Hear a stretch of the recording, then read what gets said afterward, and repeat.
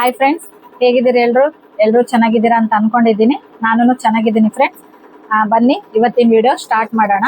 ತುಂಬಾನೇ ದಿನ ಆಯ್ತು ನಾನು ವಿಡಿಯೋ ಹಾಕಕ್ಕಾಗಲಿಲ್ಲ.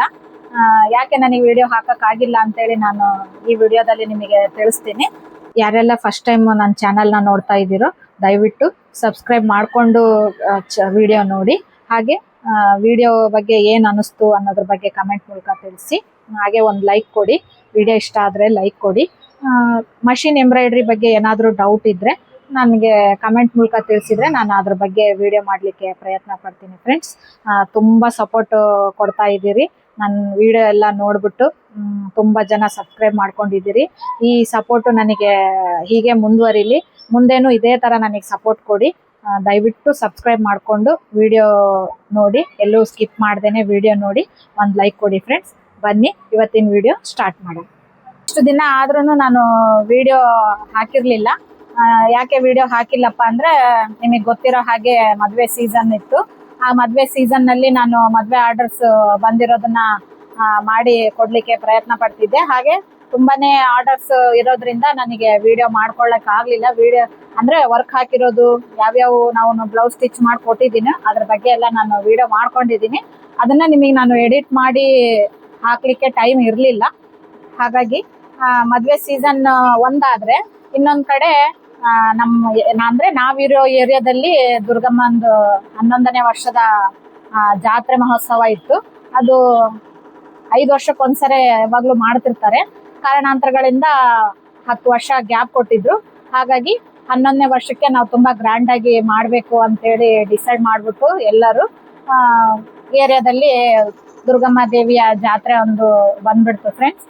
ಹಾಗಾಗಿ ಮದುವೆ ಸೀಸನ್ದು ಆರ್ಡರ್ಸ್ ಎಲ್ಲ ನಾನು ಮುಗಿಸ್ಬಿಟ್ಟು 2ನೇ ದಿನಕ್ಕೆ ನನಗೆ ಜಾತ್ರೆ ಅದೊಂದಿತ್ತು. ಹಾಗಾಗಿ ಎಲ್ಲರೂ ಇಡೀ ಏರಿಯಾದಲ್ಲೇ ಎಲ್ಲರೂ ಮಾಡೋದ್ರಿಂದ ನಾವು ಹಾಗೆ ನಮಗೆ ಸ್ವಲ್ಪ ಅನುಕೂಲಕ್ಕೆ ತಕ್ಕಂತೆ ನಾವು ಮಾಡೋಣ ಅಂತೇಳಿ ನಾವು ಜಾತ್ರೆದು ದುರ್ಗಮ್ಮ ದೇವಿಯ ಪೂಜೆ ಮಾಡಿದ್ವಿ. ದುರ್ಗಮ್ಮ ದೇವಿ ಜಾತ್ರೆ ಅಂದರೆ ಎಲ್ಲರೂ 11ನೇ ವರ್ಷಕ್ಕೆ ಮಾಡೋದ್ರಿಂದ ತುಂಬ ಗ್ರ್ಯಾಂಡಾಗಿ ನಾವು ಸೆಲೆಬ್ರೇಟ್ ಮಾಡೋಣ ಅಂತೇಳಿ ಏರಿಯಾದಲ್ಲಿರೋರೆಲ್ಲರೂ ದೊಡ್ಡವರು ಮಾತಾಡ್ಬಿಟ್ಟು ತುಂಬ ಗ್ರ್ಯಾಂಡಾಗೆ ಮಾಡಿದ್ರು. ನಾನು ನಿಮಗೆ ಅದ್ರದ್ದು ವಿಡಿಯೋ ಎಲ್ಲ ಹಾಕ್ತೀನಿ. ಹಾಗೆ ಅಂದರೆ ದೇವ್ರ ಪೂಜೆ ಆಗಿ 3 ದಿನ ಆದಮೇಲೆ ನನಗೆ ಹೆಲ್ತ್ ಇಶ್ಯೂ ಆಗ್ಬಿಡ್ತು ಫ್ರೆಂಡ್ಸ್. ಅದು ಹೇಗಪ್ಪ ಅಂದರೆ ಇವಾಗ ಮದುವೆ ಸೀಸನ್ದು ಆರ್ಡರ್ಸ್ ಎಲ್ಲ ಬಂದಿತ್ತಲ್ಲ ಅದನ್ನೆಲ್ಲ ನಾನು ಕಂಪ್ಲೀಟ್ ಮಾಡಿ ಕೊಡೋದ್ರೊಳಗೆ ಅರ್ಧ ಸುಸ್ತು ಆಗ್ಬಿಟ್ಟಿದ್ದೆ. ಏನಪ್ಪ ಅಂದರೆ ಬೆಳಿಗ್ಗೆ ಬೇಗನೆ ಬರೋದು, ರಾತ್ರಿ ಲೇಟಾಗಿ ಹೋಗೋದು. ನಾನು ಮುಂದೆ ವಿಡಿಯೋದಲ್ಲಿ ನಾನು ನಿಮಗೆ ತೋರಿಸ್ತೀನಿ. ಹೆವಿ ವರ್ಕ್ ಅಂದರೆ ಈಗ 2 ದಿನ 3 ದಿನಕ್ಕೆ ಆರ್ಡರ್ಸ್ ಬರೋದು ನನಗೆ. ಅರ್ಜೆಂಟ್ ಇದೆ ಅಂತೇಳಿ ಪರಿಚಯ ಇರೋರೆಲ್ಲರೂ ಬಂದು ಅಕ್ಕ ಪ್ಲೀಸ್ ಇದನ್ನು ಮಾಡಿಕೊಡಿ ನಮಗೆ, ಇವಾಗ ರೆಗ್ಯುಲರ್ ಆಗಿ ನಾನು ನಿಮ್ಮ ಹತ್ರನೇ ಹಾಕ್ತಿರ್ತೀನಿ, ನೀವೇ ಇಲ್ಲ ಅಂದ್ಬಿಟ್ರೆ ಹೇಗೆ ಅಂತೇಳಿ ಈ ಥರ ನನಗೆ ಫೋರ್ಸಬಲಿ ಅವರು ಕೊಟ್ಟು ಹೋಗಿದ್ರು. ಹಾಗಾಗಿ ನಾನು ಅದನ್ನ ಅವರಿಗೆ ಕಂಪ್ಲೀಟ್ ಮಾಡಿ ಕೊಡಲೇಬೇಕಿತ್ತು. ಈಗ ಅದರಲ್ಲಿ ಇದು ಜಾತ್ರೆ ಅದೊಂದು ಅಂದರೆ 2 ಮಿಕ್ಸಪ್ ಆಗಿ ನನಗೆ ಫುಲ್ಲು ಟೆನ್ಷನ್ನು, ಹೆವಿ ವರ್ಕು, ಹಾಗೆ ಬೆಳಗ್ಗೆನೆ ಬೇಗ ಬರೋದು, ನೈಟ್ ಎಲ್ಲ ಲೇಟಾಗಿ ಹೋಗೋದು, ಈ ಥರ ಫುಲ್ಲು ಸುಸ್ತಾಗ್ಬಿಟ್ಟಿದ್ದೆ ಆಲ್ರೆಡಿ ನಾನು. ಅದಾಗಿ 2ನೇ ದಿನಕ್ಕೆ ಇದು ಜಾತ್ರೆದೊಂದು ಪೂಜೆ ಬಂದಿತ್ತು. ಆ ಪೂಜೆ ಎಲ್ಲ ಮುಗಿಸ್ಬಿಟ್ಟು ಮನೆಯಲ್ಲೆಲ್ಲ ಅಂದರೆ ರಿಲೇಟಿವ್ಸ್ದೆಲ್ಲ ಬಂದಿದ್ರು. ಎಲ್ಲ ಬಂದು ಎಲ್ಲರೂ ಕಲಿತು ಜಾತ್ರೆ ಪೂಜೆ ಎಲ್ಲ ಮುಗಿಸಿ 2-3 ದಿನಕ್ಕೆ ನನಗೆ ಫುಲ್ಲು ಹೆಲ್ತ್ ಇಶ್ಯೂ ಆಗ್ಬಿಡ್ತು. ಏನಪ್ಪ ಅಂದರೆ ಫುಲ್ ಸುಸ್ತಾಗೋದು, ಮೈ ನೋವು ಬರೋದು, ಹಾಗೆ ವಾಟರ್ ಇನ್ಫೆಕ್ಷನ್ ಆಗಿ ಹೊಟ್ಟೆ ನೋವು, ತುಂಬಾ ಹೆಲ್ತ್ ಇಶ್ಯೂ ಆಗ್ಬಿಡ್ತು ಫ್ರೆಂಡ್ಸ್. ಹಾಗಾಗಿ ನಾನು ತುಂಬಾ ದಿನ ಆಯಿತು ನಿಮಗೆ ವಿಡಿಯೋ ಮಾಡಿ ಹಾಕಲಿಕ್ಕೆ ಆಗಲಿಲ್ಲ.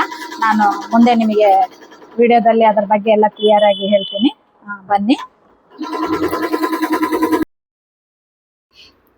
ಈ ಡಿಸೈನ್ ಬಂದ್ಬಿಟ್ಟು ಬೋಟ್ ನೆಕ್ದು ಫ್ರೆಂಡ್ಸ್. ಹಾಗೆ ಟೆಂಪಲ್ ವರ್ಕ್, ಕಟ್ ವರ್ಕ್ ಬಂದಿತ್ತು. ಇದನ್ನು ತುಂಬ ಚೆನ್ನಾಗಿತ್ತು ಡಿಸೈನ್. ಗ್ರೀನ್ ಕಲರ್ ಸ್ಯಾರಿ, ಹಾಗೆ ಸಿಲ್ವರ್ ಬಾರ್ಡ್ರ್ ಬಂದಿರೋದ್ರಿಂದ ನಾನು ಗ್ರೀನು ಹಾಗೆ ಸಿಲ್ವರ್ ಮಿಕ್ಸ್ ಮಾಡಿ ಅಲ್ಲಲ್ಲಿ ಡಾರ್ಕ್ ಪರ್ಪಲ್ ಡಾಟ್ಸ್ ಕೊಟ್ಟಿದ್ದೆ. ಇದನ್ನು ಅಷ್ಟೇ ತುಂಬ ಚೆನ್ನಾಗಿ ಬಂದಿತ್ತು ಡಿಸೈನು. ಅಂದರೆ ವಿಡಿಯೋದಲ್ಲಿ ಹೇಗೆ ಕಾಣ್ತಾ ಇದೆ ಗೊತ್ತಿಲ್ಲ, ರಿಯಲ್ ನೋಡೋದ್ರಿಂದ ತುಂಬ ಚೆನ್ನಾಗಿ ಕಾಣ್ತಾ ಇತ್ತು. ಇದು ಡಿಸೈನ್ ಭಾಳ ಹೈಲೈಟ್ ಆಗಿತ್ತು. ಸ್ಲೀವ್ಸಿಗೆ ಒಂದು ಲೈನು ಹಾಗೆ ಡಾಟ್ ಎಲ್ಲ ಕೊಟ್ಟಿದ್ದೆ. ಹಾಗೆ ಇದು ಅಂದರೆ ಇದು ಬೇರೆ ಊರಿಂದ ಒಬ್ಬರು ಅರ್ಜೆಂಟಿಗೆ 3 ದಿನ ಟೈಮ್ ನನಗೆ ಅಷ್ಟೇ ವರ್ಕ್ ಹಾಕಿ ಸ್ಟಿಚ್ ಮಾಡಿ ಕೊಡಬೇಕಿತ್ತು. ಇದು ನಾನು ಆಗಲ್ಲ ಅಂತಲೇ ಹೇಳಿದ್ದೆ. ಅವರು ತುಂಬ ಫೋರ್ಸ್ ಮಾಡಿ ಇಲ್ಲ ಅಕ್ಕ ಎಲ್ಲ ಕಡೆ ಕೇಳ್ಕೊಂಬಂದ್ವಿ, ಯಾರು ಆಗಲ್ಲ ಅಂತ ಹೇಳ್ತಿದ್ದಾರೆ, ಪ್ಲೀಸ್ ದಯವಿಟ್ಟು ಮಾಡಿಕೊಡಿ ಅಂತೇಳಿ ತುಂಬ ರಿಕ್ವೆಸ್ಟ್ ಮಾಡಿಕೊಂಡು ಕೊಟ್ಟೋಗಿದ್ರು ಇದನ್ನು. ಹಾಗಾಗಿ ನಾನು ಇದನ್ನು ವರ್ಕೆಲ್ಲ ಹಾಕಿಟ್ಟಿದ್ದೆ, ಸ್ಟಿಚ್ ಒಂದೇ ಆಗಿರಲಿಲ್ಲ, ವರ್ಕ್ ಕಂಪ್ಲೀಟ್ ಆಗಿತ್ತು. ಇದನ್ನು ತುಂಬ ಚೆನ್ನಾಗಿ ಬಂದಿತ್ತು ಫ್ರೆಂಡ್ಸ್. ಇದು ರಿಸೆಪ್ಷನ್ದಿದು ಹುಡುಗಿದು. ಹಾಗೆ ಇದು ಬಂದ್ಬಿಟ್ಟು ಅವರು ತಂಗಿ ಏನೋ ಇರಬೇಕು ರಿಲೇಟಿವ್. ಇದು ಆ ಹುಡುಗಿದು ಸ್ಯಾರಿ ಬಂದ್ಬಿಟ್ಟು ಸ್ಕೈ ಬ್ಲೂ ಇತ್ತು, ಲೈಟ್, ತುಂಬ ಚೆನ್ನಾಗಿ ಬಂದಿತ್ತು. ಇದು ಒಂದು ಟೆಂಪಲ್ ಡಿಸೈನು. ಈಗ ಟೆಂಪಲ್ ಡಿಸೈನ್ ತುಂಬ ಟ್ರೆಂಡ್ನಲ್ಲಿದೆ ಫ್ರೆಂಡ್ಸ್. ಎಲ್ಲರೂ almost all boat neck temple design. ಹಾಗೆ ಮುಂದೆ ಬಂದ್ಬಿಟ್ಟು ಸ್ಟಾರು, ಇನ್ನೊಂದು ಸ್ಕ್ಯಾಲಪ್ ಡಿಸೈನ್. ಈ ಡಿಸೈನಲ್ಲಿ ಬರುತ್ತೆ ಮುಂದ್ಗಡೆ ಸ್ಕ್ಯಾಲಪ್ ಡಿಸೈನ್ ಫ್ರಂಟಿಗೆ. ಇವೆರಡು ತುಂಬ ಟ್ರೆಂಡಿಂಗಲ್ಲಿದೆ. ಹಾಗೆ ಇದೂ ಅಷ್ಟೇ, ಬ್ಯಾಕ್ ಸೈಡ್ ಬೋಟ್ ನೆಕ್. ಇದಂತೂ ತುಂಬ ಚೆನ್ನಾಗಿ ಕಾಣ್ತಾ ಇತ್ತು. ಇದು ಅಂದರೆ ಸ್ಯಾರಿನೂ ಹೈಲೈಟ್ ಕಲರು ಭಾಳ ಚೆನ್ನಾಗಿ ಕಾಣ್ತಾ ಇತ್ತು. ಸಿಲ್ವರ್ ಬಾರ್ಡರ್ ಬಂದಿತ್ತು. ನಾನು ಸಿಲ್ವರ್ ಫ್ಲವರ್ ಕೊಟ್ಬಿಟ್ಟು ಸ್ಯಾರಿ ಕಲರು ಬಳ್ಳಿ ಥರ ಹಾಕಿದ್ದೆ. ಇದು ಫ್ರಂಟ್ ಸ್ಕ್ಯಾಲಪ್ ಡಿಸೈನ್ ಫ್ರೆಂಡ್ಸ್, ಭಾಳ ಚೆನ್ನಾಗಿತ್ತು. ಇದು ಸ್ಟಿಚ್ ಆದ್ಮೇಲಂತೂ ತುಂಬ ಚೆನ್ನಾಗಿತ್ತು. ನಾನು ವರ್ಕ್ ಹಾಕಿರೋದೊಂದೇ ನಾನು ವಿಡಿಯೋ ಮಾಡ್ಕೊಂಡಿದ್ದೆ, ಸ್ಟಿಚ್ ಆಗಿರೋದನ್ನ ನಾನು ಮಾಡೋಕ್ಕಾಗಲಿಲ್ಲ. ಅವಾಗ ಭಾಳ ನನಗೆ ಹುಷಾರಿರಲಿಲ್ಲ ಫ್ರೆಂಡ್ಸ್. ಹಾಗಾಗಿ ಇದು ಬಂದ್ಬಿಟ್ಟು sari plus blouse, running blouse ಇತ್ತು. ಹಾಗಾಗಿ ನಾನು ಲೈಟ್ ಗೋಲ್ಡ್ ಬಾರ್ಡರ್ ಬಂದಿತ್ತು, ಅದನ್ನೇ ನಾನು ಫ್ಲವರ್ ಹಾಕಿ ಸ್ಯಾರಿ ಪರ್ಪಲ್ ಕಲರ್, ಡಾರ್ಕ್ ಪರ್ಪಲ್ನ ನಾನು ಲೀಫಿಗೆ ಕೊಟ್ಟಿದ್ದೆ. ತುಂಬ ಚೆನ್ನಾಗಿ ಕಾಣ್ತಾ ಇತ್ತು. ಇದು ಡಿಸೈನ್ ಮಾತ್ರ ಭಾಳ ಚೆನ್ನಾಗಿ ಕಾಣ್ತಾ ಇತ್ತು. ಇದು ಅಂದರೆ ಇದು ಟೈಲರ್ದು, ಅವರು ರೆಗ್ಯುಲರ್ ಆಗಿ ನನಗೆ ಕೊಡ್ತಾ ಇರ್ತಾರೆ ಫ್ರೆಂಡ್ಸ್, ಅವ್ರದ್ದು ಇದು. ಇದು ಬಂದ್ಬಿಟ್ಟು ಗ್ರೀನ್ ಸ್ಯಾರಿ, ಸಿಲ್ವರ್ ಬಾರ್ಡರ್ ಬಂದಿತ್ತು. ಅವರು ಆಲ್ಮೋಸ್ಟ್ ಆಲ್ ನನಗೆ ಸಿಲ್ವರ್ ಒಂದೇ ಯೂಸ್ ಮಾಡಿ, ಸಿಲ್ವರ್ ಕಲರ್ ಒಂದೇ ಹಾಕ್ಬಿಡಿ, ಸ್ಯಾರಿ ಕಲರ್ ಬೇಡನೇ ಅಂತ ಹೇಳಿದ್ರು. ನಾನು ಅಷ್ಟೊಂದು ಚೆನ್ನಾಗಿ ಕಾಣಲ್ಲ, ಲುಕ್ ಇರಲ್ಲ ಅಂತೇಳಿ ಅಲ್ಲಲ್ಲಿ ಸ್ಯಾರಿ ಕಲರ್ ಕೊಟ್ಟು ಸಿಲ್ವರು ಸ್ವಲ್ಪ ಜಾಸ್ತಿ ಕೊಟ್ಟಿದ್ದೀನಿ. ಸ್ಯಾರಿ ಕಲರ್ ಅಲ್ಲಲ್ಲಿ ಕೊಟ್ಟಿರೋದ್ರಿಂದ ಇದನ್ನು ತುಂಬ ಚೆನ್ನಾಗಿ ಬಂದಿತ್ತು. ಹಾಗೆ ಈ ಡಿಸೈನ್ ಬಂದ್ಬಿಟ್ಟು ವೈಟ್ ಸ್ಯಾರಿ, ಇದನ್ನು ರನ್ನಿಂಗ್ ಬ್ಲೌಸೆ. ಬಾರ್ಡ್ರಿಗೆ ಈ ಕಲರ್ ಅಂದರೆ red, yellow, light green, black, ಈ 4 ಕಲರು ಬಾರ್ಡ್ರಿಗೆ ಮಿಕ್ಸಪ್ ಆಗಿ ಆ ಥ್ರೆಡ್ ವರ್ಕಲ್ಲೇ ಬಾರ್ಡ್ರ್ ಕೊಟ್ಟಿದ್ರು. ನಾನು ಅದಕ್ಕೆ ಮ್ಯಾಚ್ ಆಗೋ ಥರ ಈ ಫ್ಲವರು, ಈ ಡಿಸೈನ್ ಸೆಲೆಕ್ಟ್ ಮಾಡಿಬಿಟ್ಟು ಹಾಕಿದ್ದೆ. ಭಾಳ ಚೆನ್ನಾಗಿ ಬಂದಿತ್ತು ಫ್ರೆಂಡ್ಸ್. ಇದು ಟೈಲರ್ದೆ. ಇದಂತೂ ಸಖತ್ತಾಗಿ ಕಾಣ್ತಾ ಇತ್ತು. ಕಲರ್ ಕಾಂಬಿನೇಷನ್ ಮಾತ್ರ ಹೈಲೈಟ್ ಆಗಿತ್ತು. ಇದು ಭಾಳ ಚೆನ್ನಾಗಿ ಕಾಣ್ತಾ ಇತ್ತು.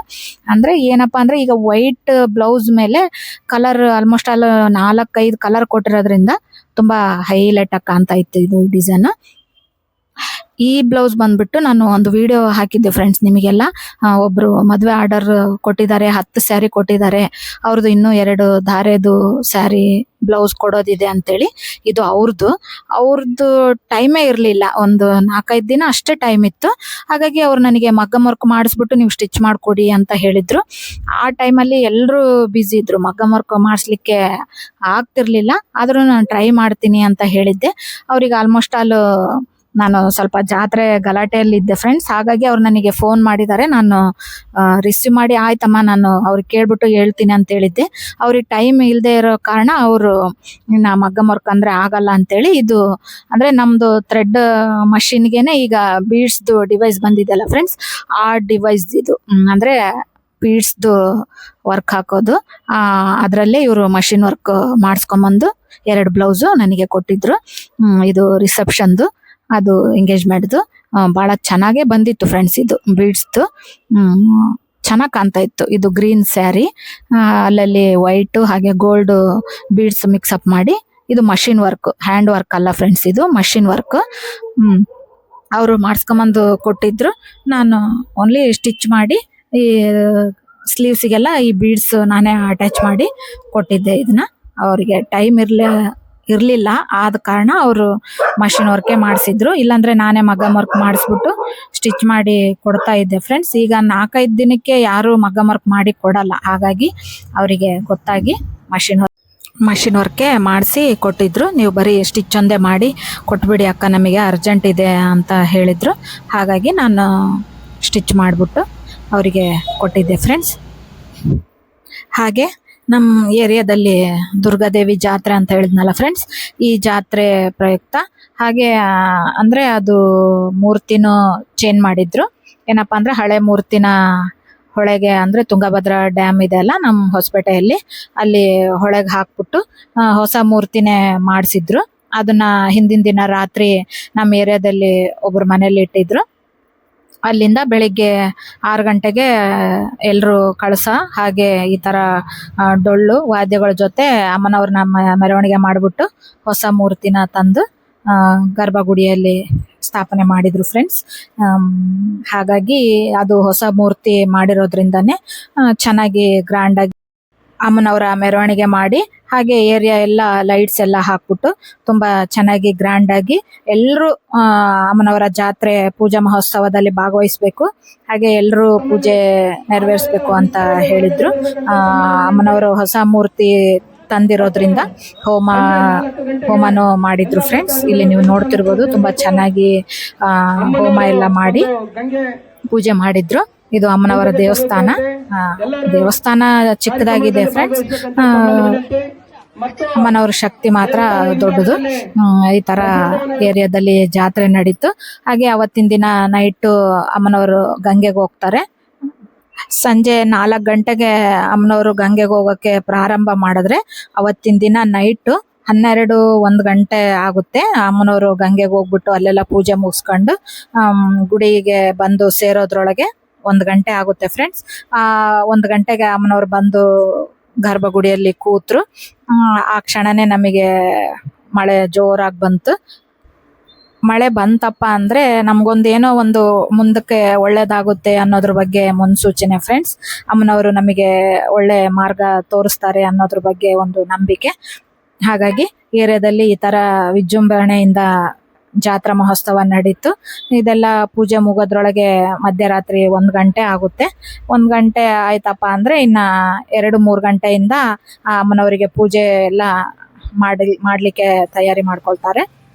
ಹಾಗೆ ನೆಕ್ಸ್ಟ್ ಡೇ ಅಮ್ಮನವರು ಬಂದು ಗರ್ಭಗುಡಿಯಲ್ಲಿ ಕೂತ ಕ್ಷಣ ನಾವು ಇನ್ನು ಬೆಳಿಗ್ಗೆ ಪೂಜೆ ಎಲ್ಲ ಮಾಡ್ಬೋದು. ಹಿಂದೆ ಎಲ್ಲ ಅಮ್ಮನವ್ರಿಗೆ 5 ವರ್ಷಕ್ಕೊಂದ್ಸರಿ ಎಲ್ಲ ಈ ಥರ ಪೂಜೆ ಮಾಡ್ತಿದ್ರು. ನಾವು ಈ ಥರ ಮಾಡ್ತಿರ್ಲಿಲ್ಲ ಫ್ರೆಂಡ್ಸ್, ಇದೇ ಫಸ್ಟ್ ಟೈಮು. ಏನಕ್ಕಪ್ಪ ಅಂದರೆ ಇವಾಗ ಹೊಸ ಮೂರ್ತಿ ಸ್ಥಾಪನೆ ಮಾಡಿರೋದ್ರಿಂದ ನಾವು ಈಗ ಏರಿಯಾದಲ್ಲಿ ಪ್ರತಿಯೊಬ್ಬರು ಪೂಜೆ ಮಾಡಲಿಕ್ಕೆ ಮುಂದಾದರು. ಹಾಗಾಗಿ ನಾವು ಮಾಡೋಣ, ತುಂಬ ದಿನಕ್ಕೆ ಮಾಡ್ತಾ ಇದ್ದಾರೆ ಅಂತೇಳಿ ನಾವು ಪೂಜೆ ಮಾಡಲಿಕ್ಕೆ ತಯಾರಾದ್ವಿ. ಇಲ್ಲಿ ಇವರು ನಮ್ಮ ಅಕ್ಕ, ಅವರು ನಮ್ಮ ತಮ್ಮ, ನಮ್ಮ ಚಿಕ್ಕಮ್ಮನ ಮಗ, ಹಾಗೆ ಎಲ್ಲ ರಿಲೇಟಿವ್ಸ್ದು ಬಂದಿದ್ರು. ಒಂದಿನ ಮುಂಚೆನೆ ಬಂದ್ಬಿಟ್ಟು ಪೂಜೆ ಎಲ್ಲ ಮಾಡಲಿಕ್ಕೆ ತಯಾರಾದರು. ಏನಪ್ಪ ಅಂದರೆ ಈಗ ಅಂದರೆ ಏರಿಯಾದಲ್ಲಿ ಪ್ರತಿಯೊಬ್ಬರು ಒಂದೊಂದು ಮನೆಗೆ 2 ಕುರಿ ಮಾಡಲಿಕ್ಕೆ ರೆಡಿ ಆಗಿದ್ರು. ನಮಗೆ ಅಷ್ಟೊಂದು ಬೇಡ ಅಂತೇಳಿ ನಾವು ಚಿಕ್ಕದಾಗಿ ಸಣ್ಣದೊಂದು ಕುರಿ ತಂದ್ಬಿಟ್ಟು ಅಮ್ಮನವರಿಗೆ ಪೂಜೆ ಸಲ್ಲಿಸಿದ್ವಿ ಫ್ರೆಂಡ್ಸ್. ಈಗ ತುಂಬ ದಿನಕ್ಕೆ ನಾವು ಪೂಜೆ ಮಾಡ್ತಿರೋದ್ರಿಂದ ಸುಮ್ಮನೆ ಹಾಗೆ ಮಾಡಬಾರ್ದು, ಅಮ್ಮನವ್ರಿಗೆ ಏನಾದರೂ ಒಂದು ಅಂದ್ಕೊಂಡು ನಾವು ಪೂಜೆ ಸಲ್ಲಿಸೋಣ ಅಂತೇಳಿ ನಾನು ನಮಸ್ಕಾರ ಪೂಜೆ ಮಾಡಿದ್ದೆ ಫ್ರೆಂಡ್ಸ್. ಅಂದರೆ ಇದು ತುಂಬ ದಿನಕ್ಕೆ 11 ವರ್ಷಕ್ಕೆ ನಮ್ಮ ಏರಿಯಾದಲ್ಲಿ ಅಮ್ಮನವರ ಜಾತ್ರೆ ಆಗ್ತಿರೋದ್ರಿಂದ ನಾನು ಫಸ್ಟ್ ಟೈಮ್ ಮಾಡಿರೋದ್ರಿಂದ ಈ ಥರ ಅಮ್ಮನವರಿಗೆ ನಮಸ್ಕಾರ ಪೂಜೆ ಮಾಡೋಣ ಅಂತೇಳಿ, ಏನೋ ಒಂದು ಮುಂದಕ್ಕೆ ಒಳ್ಳೇದಾಗಲಿ ಅಂತೇಳ್ಬಿಟ್ಟು ನಾನು ಅಂದ್ಕೊಂಡು ನಮಸ್ಕಾರ ಪೂಜೆ ಮಾಡಿದ್ದೆ ಫ್ರೆಂಡ್ಸ್. ಇದು ನಾನು ಫಸ್ಟ್ ಟೈಮ್ ಮಾಡ್ತಿರೋದು ಅಮ್ಮನವರಿಗೆ. ಮಾಡ್ತಿರ್ತಿಲ್ಲ, ನಮ್ಮನೇಲಿ ಈ ಥರ ಯಾವಾಗಲೂ ಮಾಡಿರಲಿಲ್ಲ. ಇದೇ ಫಸ್ಟ್ ಟೈಮ್ ನಾನು ಮಾಡ್ತಿರೋದು. ಹಾಗಾಗಿ ದೊಡ್ಡವರು ಇರಲಿ, ಏನೋ ಒಂದು ಒಳ್ಳೇದಾಗಲಿ ಅಮ್ಮ ಅಂದ್ಕೊಂಡು ನೀನು ನಮಸ್ಕಾರ ಪೂಜೆ ಸಲ್ಲಿಸು ಅಂತ ಹೇಳಿರೋದ್ರಿಂದ ನಾನು ಇದು ಫಸ್ಟ್ ಟೈಮು ಅಮ್ಮನವರಿಗೆ ನಮಸ್ಕಾರ ಪೂಜೆ ಮಾಡ್ತಿದ್ದೀನಿ ಫ್ರೆಂಡ್ಸ್. ಹಾಗೆ ಇದನ್ನೆಲ್ಲ ಮುಗಿದ್ಮೇಲೆ ಅಮ್ಮನವರು ಗುಡಿ ಹತ್ರ ಹೋಗ್ಬಿಟ್ಟು ತವ್ರ ಮನೆಯವರು ಬಟ್ಟೆ ತಂದಿರ್ತಾರೆ, ಹಾಗೆ ಉಡಿಯಕ್ಕಿ ಎಲ್ಲ ಹಾಕ್ಬಿಟ್ಟು ಅಲ್ಲಿ ಪೂಜೆ ಮಾಡಿ ಅಮ್ಮನವರಿಗೆ ಪೂಜೆ ಎಲ್ಲ ಸಲ್ಲಿಸ್ಬಿಟ್ಟು ಮನೆಗೆ ಹೋಗಿ ಇನ್ನು ಅಡುಗೆ ಎಲ್ಲ ಪ್ರಾರಂಭ ಮಾಡ್ಕೋಬೋದು. ನಾವು ಅಡುಗೆ ಮಾಡಲಿಕ್ಕೇ ಬೇರೆಯವ್ರನ್ನ ಕರೆಸಿದ್ವಿ. ಇನ್ನು ನಮಗೆ ಮಾಡೋಕ್ಕಾಗಲ್ಲ ಅಂತ ಹೇಳ್ಬಿಟ್ಟು ನಾವು ಬೇರೆಯವ್ರನ್ನ ಅಡುಗೆ ಮಾಡಲಿಕ್ಕೆ ಕರೆಸಿದ್ವಿ ಫ್ರೆಂಡ್ಸ್. ಅಡುಗೆ ಎಲ್ಲ ಮಾಡಿಬಿಟ್ಟು ಎಲ್ಲರೂ ಊಟ ಗೀಟ ಎಲ್ಲ ಮುಗೀತು. ಅವತ್ತಿನ ದಿನವೇ ನನ್ನ ದೊಡ್ಡ ಮಗಳದು ಬರ್ತ್ಡೇ ಇತ್ತು. ಹಾಗಾಗಿ ನಾವು ಫಸ್ಟ್ ಟೈಮ್ ಎಲ್ಲರೂ ಅಂದರೆ ನಮ್ಮ ಅಜ್ಜಿ ರಿಲೇಟಿವ್ಸು, ನಮ್ಮ ರಿಲೇಟಿವ್ಸು ಎಲ್ಲರೂ ಫಸ್ಟ್ ಟೈಮ್ ನಮ್ಮ ಮನೇಲಿ ಸೇರಿರೋದ್ರಿಂದ ಆ ದಿನನೇ ನನ್ನ ಮಗಳದು ಬರ್ತ್ಡೇ ಇತ್ತು. ಹಾಗಾಗಿ ಸಣ್ಣದಾಗಿ ಒಂದು ಸೆಲೆಬ್ರೇಷನ್ ಮಾಡಿದ್ವಿ. ತುಂಬ ದಿನಕ್ಕೆ ಎಲ್ಲರೂ ಸೇರಿರೋದ್ರಿಂದ ಆ ದಿನ ಮಗಳದು ಬರ್ತ್ಡೇ ಬಂದಿರೋದ್ರಿಂದ ಅವಳು ಹಾಸ್ಟೆಲಿಂದ ಬಂದಿದ್ಲು. 2 ದಿನ ನಾವು ಪರ್ಮಿಷನ್ ಕೇಳ್ಬಿಟ್ಟು ಅವಳನ್ನ ಕರೆಸಿದ್ವಿ. ಹಾಗಾಗಿ ಎಲ್ಲರೂ ಫ್ಯಾಮಿಲಿ ಜೊತೆ ನಾವು ಚಿಕ್ಕದಾಗಿ ಬರ್ತ್ಡೇ ಸೆಲೆಬ್ರೇಷನ್ ಮಾಡ್ಕೊಂಡ್ವಿ ಫ್ರೆಂಡ್ಸ್. ಏನೋ ಒಂದು ಖುಷಿ, ಎಲ್ಲರೂ ರಿಲೇಟಿವ್ಸ್ ಬಂದಿದ್ದಾರೆ ಮನೆಗೆ ಅಂದ ತಕ್ಷಣ ಏನೋ ಒಂದು ಖುಷಿ. ಹಾಗಾಗಿ ತುಂಬ ದಿನಕ್ಕೆ ಸೇರಿರೋದ್ರಿಂದ ನನ್ನ ಮಕ್ಕಳಿಗೂ ನನಗೂ ತುಂಬಾ ಖುಷಿ ಆಗಿತ್ತು. ಈ ಥರ ಅಂದರೆ ನಾವು ಮನೆಯಲ್ಲಿ ನನ್ನ ಮಕ್ಕಳು, ನಮ್ಮ ಮನೆಯವರು ಇಷ್ಟೇ ಜನ ಇರೋದ್ರಿಂದ ತುಂಬ ದಿನಕ್ಕೆ ಎಲ್ಲರೂ ಸೇರಿದ್ರು. ಹಾಗಾಗಿ ತುಂಬಾ ಖುಷಿಯಿಂದ ಎಂಜಾಯ್ ಮಾಡಿದ್ವಿ. ಅವತ್ತಿನ ದಿನ ಎಲ್ಲ ಬರ್ತ್ಡೇ ಮುಗಿಸ್ಬಿಟ್ಟು ನೆಕ್ಸ್ಟ್ ಡೇನೂ ಇದ್ದರು. ಅವತ್ತಿನ ದಿನ ಎಲ್ಲ ಸ್ಪೆಂಡ್ ಮಾಡಿಬಿಟ್ಟು ಅವರೆಲ್ಲ ಊರಿಗೋದ್ರು ಫ್ರೆಂಡ್ಸ್. ಇನ್ನು ಜಾತ್ರೆ ಎಲ್ಲ ಪೂಜೆ ಮುಗಿಸ್ಕೊಂಡು ನಾನು ಒಂದು ಮದುವೆದು ರಿಸೆಪ್ಷನ್ದು ಹಾಗೆ ಎಂಗೇಜ್ಮೆಂಟ್ದು 2 ಬ್ಲೌಸ್ ಕೊಡಬೇಕಿತ್ತು. ಅದು ಅವತ್ತಿನ ದಿನ ನನಗೆ ನೈಟ್ ಅವರು ಕಾಲ್ ಮಾಡಿ ನಾನು ಬೆಳಗ್ಗೆನೇ ಬರ್ತೀನಕ್ಕ, 5 ಗಂಟೆಗೆ ನನಗೆ ಬ್ಲೌಸ್ ರೆಡಿ ಇರಬೇಕು ಅಂತ ಹೇಳಿದ್ರು. ಸರಿ ಆಯಿತು ಅಂತೇಳಿ ನಾನು ಅದನ್ನು ಸ್ಟಿಚ್ ಮಾಡಲಿಕ್ಕೆ ಕಳಿಸಿದ್ದೆ. ಅಷ್ಟರಲ್ಲಿನೇ ನನಗೆ ಫುಲ್ಲು ಹೆಲ್ತ್ ಇಶ್ಯೂ ಆಗಿಬಿಡ್ತು. ಅಂದರೆ ವಾಟರ್ ಇನ್ಫೆಕ್ಷನ್ ಏನೋ ಆಗಿತ್ತು ಫ್ರೆಂಡ್. ಹಾಗೇನೆ ನಾನು ಮದುವೆದು ಆರ್ಡರ್ಸ್ ಎಲ್ಲ ಬಂದಾಗ ಹೆವಿಯಾಗಿ ಸ್ವಲ್ಪ ವರ್ಕ್ ಮಾಡಿದ್ದೆ. ಬೆಳಿಗ್ಗೆ ಬೇಗ ಹೋಗೋದು, ನೈಟ್ ಲೇಟಾಗಿ ಬರೋದು, ಈ ಥರ ಹೆವಿ ವರ್ಕೂ ಆಗಿತ್ತು. ಹಾಗೆ ಅದು ಆದ ತಕ್ಷಣವೇ ಇದು ಜಾತ್ರೆದೊಂದು ಪೂಜೆ ಆಯಿತು. ಅದರಲ್ಲಿ ಅಂದರೆ 2 ಸ್ವಲ್ಪ ಮಿಕ್ಸಪ್ ಆಗಿ ನನಗೆ ಫುಲ್ಲು ತುಂಬಾ ಸುಸ್ತಾಗ್ಬಿಟ್ಟಿತ್ತು, ಟಯರ್ಡ್ ಆಗಿಬಿಟ್ಟಿತ್ತು. ಹಾಗಾಗಿ ತುಂಬ ಮೈ ನೋವು, ಹಾಗೆ ಹೊಟ್ಟೆ ನೋವು, ತುಂಬ ಹೊಟ್ಟೆ ನೋವು ಇತ್ತು ಫ್ರೆಂಡ್ಸ್. ಏನು ನಾನು ಟ್ಯಾಬ್ಲೆಟ್ ತೊಗೊಂಡ್ರು ಅದು ಕಮ್ಮಿ ಆಗ್ತಿರ್ಲಿಲ್ಲ. ಹಾಗಾಗಿ ಡಾಕ್ಟರ್ ಹತ್ರ ಹೋದರೆ ಅವರು ಸ್ಕ್ಯಾನ್ ಎಲ್ಲ ಬರೆದು ಕೊಟ್ಟಿದ್ರು. ಹಾಗೆ ನನಗೆ ಅವತ್ತಿನ ದಿನ ಅಡ್ಮಿಟ್ ಮಾಡಿಕೊಂಡು 2 ಗ್ಲುಕೋಸ್ ಹಾಕಿ ಅಡ್ಮಿಟ್ ಆಗಲೇಬೇಕು ಅಂದರು. ನಾನು ಇಲ್ಲ ಅಡ್ಮಿಟ್ ಆಗೋಕ್ಕಾಗಲ್ಲ ಅಂತೇಳಿ 3 ದಿನ ಇಂಜೆಕ್ಷನ್ ಬರೆದಿದ್ರು ಫ್ರೆಂಡ್ಸ್ ಅವರು. ಬೆಳಿಗ್ಗೆ ಸಾಯಂಕಾಲ 3 ದಿನ ನೀವು ಕಂಟಿನ್ಯೂಸ್ ಆಗಿ ಹಾಕ್ಸ್ಕೋಬೇಕು ಅಂತೇಳಿ. ಸರಿ ಆಯ್ತು ಅಂತೇಳಿ ನಾನು ಹಾಕ್ಸ್ಕೊಂಡು ಮನೆಗೆ ಬರ್ತಾ ಇದ್ದೆ. ಅಷ್ಟರಲ್ಲೇ ಇದು ಒಂದು ಬ್ಲೌಸು ಕೊಡೋದಿತ್ತು. ನಾನು ಇದು ಎನಿ ಕಂಡೀಷನ್ ನಾನು ಅವ್ರಿಗೆ ಕೊಡಲೇಬೇಕಿತ್ತು. ಹಾಗಾಗಿ ಅವತ್ತು ನೈಟು 11-12 ಗಂಟೆಗೆ ಇದನ್ನ ಸ್ಟಿಚ್ ಮಾಡಿ ನನಗೆ ಕಳಿಸಿದ್ಲು. ಅದನ್ನು ನಾನು ತಂದ್ಬಿಟ್ಟು ಅವತ್ತು ನೈಟು ಇದಕ್ಕೆಲ್ಲ ಇದು ಸ್ಟೋನ್ಸ್ ಎಲ್ಲ ಹಚ್ಬಿಟ್ಟು ಅವರಿಗೆ, ಅಂದರೆ ನಾನು ಸ್ಟೋನ್ಸ್ ಎಲ್ಲ ಹಚ್ಚೋದ್ರೊಳಗೇನೆ ರಾತ್ರಿ 2-2:30 ಆಗಿತ್ತು ಟೈಮು. ನನಗೆ ಕೂಡಕ್ಕೂ ಆಗ್ತಿಲ್ಲ ಫ್ರೆಂಡ್ಸ್. ಅಷ್ಟು ನಾನು ವೀಕ್, ನಿಶಕ್ತಿ ಆಗ್ಬಿಟ್ಟಿದ್ದೆ. ಆದ್ರೂ ಏನು ಮಾಡೋಕ್ಕಾಗಲ್ಲ. ನಾವು ಇವಾಗ ಇಸ್ಕೊಂಡಿವಪ್ಪ ಅಂತಂದರೆ ನಾವು ಹೇಗಿದ್ರೂ ಅವ್ರಿಗೆ ನಾವು ಕೊಡಲೇಬೇಕು. ಈಗ ನಾವು ಅವ್ರ ಪೊಸಿಷನ್ನು ಅರ್ಥ ಮಾಡ್ಕೋಬೇಕು. ಇವಾಗ ಏನೋ ಬೇರೆ ಟೈಮ್ ಆದರೆ ನಾವೇನೋ ರಿಕ್ವೆಸ್ಟ್ ಮಾಡ್ಕೊಂಡು ಈ ಥರ ಆರಾಮಿಲ್ಲ ಅಂತ ಕೇಳ್ಕೊಬೋದು. ಆದರೆ ಅವ್ರದ್ದು ಮದುವೆ ಇರೋದ್ರಿಂದ ನಾನು ಈ 2 ಬ್ಲೌಸ್ನ ರಾತ್ರಿ 2 ಗಂಟೆ ಆಗಿತ್ತು, ಸ್ಟೋನ್ ಎಲ್ಲ ಅಂಟಿಸಿ ರೆಡಿ ಮಾಡಿ ಮಲ್ಕೊಂಡೆ. ಆಮೇಲೆ ಬೆಳಿಗ್ಗೆ 6 ಗಂಟೆಗೆ ಅವರು ಬೇರೆ ಊರಿಂದ ಬಂದು ಇವನ್ನೆಲ್ಲ ಕಲೆಕ್ಟ್ ಮಾಡಿ ತೊಗೊಂಡೋದ್ರು.